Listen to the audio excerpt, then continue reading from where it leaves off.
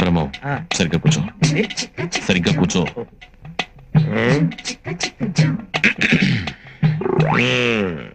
పెళ్లి కూతుర్ని పిలిపించమంటావా? పిలిపించమంటాడు బాబా, అందుకే వచ్చింది. పిలిపించు. అమ్మాయిని ఒకసారి పిలిపించండి. కూర్చోండి, పిల్ల తండ్రి నేను ఉన్నానుగా, పిలుస్తాను. అమ్మా, రాజన్న వచ్చినాడు, పెళ్లి కొడుకు రాంబ్రహ్మ వచ్చినాడు, వాళ్ళ సైడ్ బంధువులు అందరూ వచ్చినారు. ఒక్కసారి వచ్చిపోమ్మా మెరుపుతీగా. పెళ్లి కూతురు నువ్వు చూసావా? నువ్వు చూడలేదా? లేదు, వచ్చి శర్మని గడిపోయినట్టుంది కానీ పిల్ల కనపడలా. మా వాడు అమ్మాయిని సరిగ్గా చూడలేదంట, మళ్ళీ ఒకసారి రమ్మంటారా? అట్టాగా.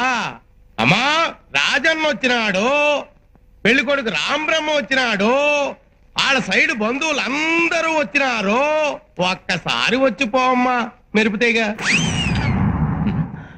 లేబా వెళ్ళిపోదాం. తప్పురా. తప్పేంటండి? ఇందాక చీర కనపడింది, ఇప్పుడు అసలు ఏమీ కనపడలా. ఏమి చూడకుండా పెళ్లి చేసుకుంటావా?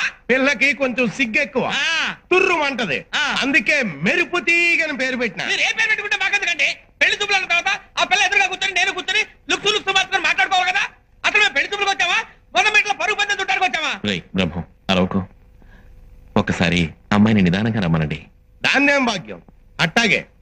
అమ్మా మెరుపుతీగ, రాజన్న వచ్చినాడు, పెళ్లి కొడుకు రాంబ్రహ్మ వచ్చినాడు, వాళ్ళ సైడ్ బంధువులు.